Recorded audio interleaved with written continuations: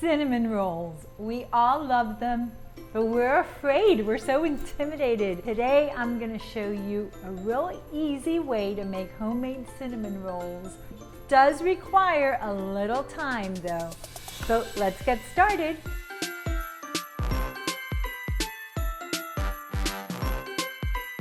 The first thing you want to do is you want to get your ingredients ready for the dough. So we're going to need some warm milk. Anywhere between 105 and 110 is good. And I'm going to put my warm milk in the mixer bowl. And then I'm going to sprinkle instant yeast. We don't really have to activate it. That's why I'm using the instant. Now what we want to do is I've got my bread flour. If you don't have bread flour and you want to use all-purpose, go right ahead.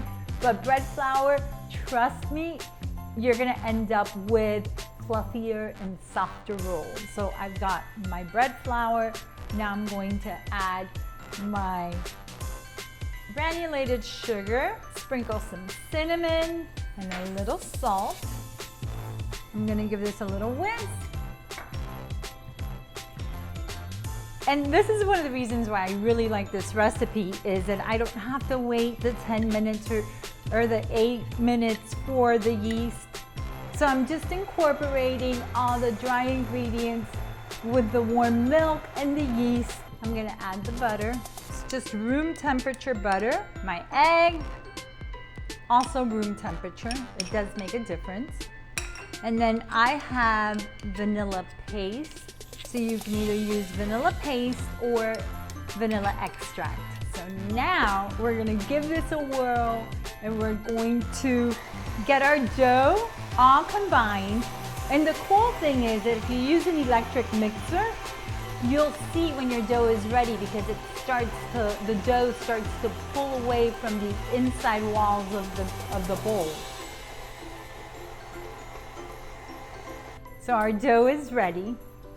Now I'm gonna sprinkle flour, and this is gonna help us knead our dough. It came out in one piece. So now this is where we have to work those muscles, and we wanna knead this dough for a good 3 minutes. Fold and press, and then as it starts to dry out, then you wanna just sprinkle more flour. And you just keep repeating this. This is quite the workout. So I've been kneading my dough for about 3 minutes. It's nice and soft. And the way you can tell if it's ready, if you're done kneading, is when you poke it, it should be able to bounce back just like that. I'm old school when it comes to dough. I like to let it rest as long as possible because I know that the end results are going to be much better. I'm going to put a little bit of oil, and I am not using olive oil. I'm using a grapeseed oil, or you want to use canola. You want to use a very light flavored oil. And I'm just going to rub the inside of my bowl. My dough is going in.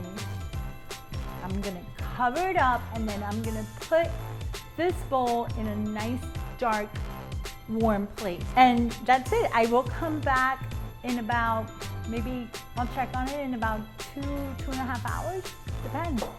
So the second component to this recipe is to mix the filling. I'm gonna combine my 2 sugars, my cinnamon going in, give it a stir. So my dough's been sitting for about 2.5 to 3 hours. I'm gonna punch it to release all the air. I'm gonna sprinkle some flour again on my surface, and we're gonna roll the dough into a rectangle. A little trick that I like to do is to just hang the dough for a few seconds, and it stretches out and relaxes. So now I have my softened butter. And you want to spread it really well on your dough, because that way when you sprinkle the cinnamon sugar, it'll mix into the dough. So now that I've spread all the butter on the dough, I'm gonna sprinkle all of the cinnamon sugar right on top, and I like to press the cinnamon sugar into the dough to really add some flavor. Now I'm ready to start rolling, and I'm gonna start on the wider side closest to me. And you wanna try to roll as tightly as possible, because that way when you slice your cinnamon rolls, the spirals are nice and closed. So you wanna make sure the seam is facing down. So now it's time to cut your cinnamon rolls, and I'm gonna show you a little trick. You can either cut them with a knife, or I'm gonna use some dental floss, because I feel that with the dental floss, your rolls don't get as squishy as they do when you're using a knife. Look how cool. See what a nice clean cut? So now I'm cutting my first roll, and I'm gonna use this one as my guide for the other ones. So I just finished cutting our cinnamon rolls. Aren't they adorable? Now we're gonna butter the bottom of a cast iron pan or an oven-proof pan if you wanna use a casserole dish, whatever you wanna use to bake them in. And now we're gonna start placing our cinnamon rolls inside the cast iron. And the little trick that I like to do is I get my finger and I poke the middle out. And now they look like the ones you buy at the mall.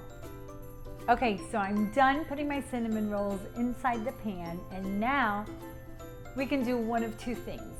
Either we can pop them in the oven at 350 degrees for 20-25 minutes, or what I usually like to do is that I will cover this up with saran wrap, place it in the refrigerator overnight. I'll take it out of the fridge in the morning, put it in a warm place like the microwave for about an hour, and then I bake them. And they are just wonderful. So the last component to this recipe is our cream cheese glaze.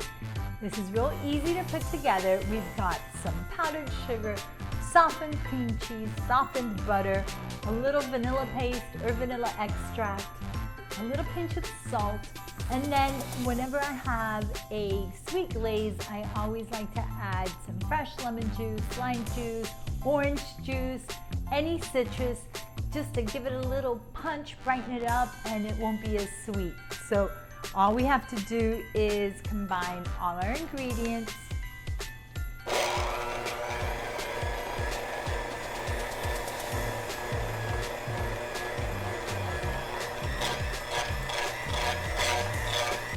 So the glaze is ready. It's nice and creamy. I'm gonna spread my glaze on my cinnamon rolls, but if you wanna drizzle yours, then you may wanna add maybe a tablespoon of milk for a smoother consistency, but that's optional. So now I'm gonna take my cream cheese glaze and I'm gonna frost these.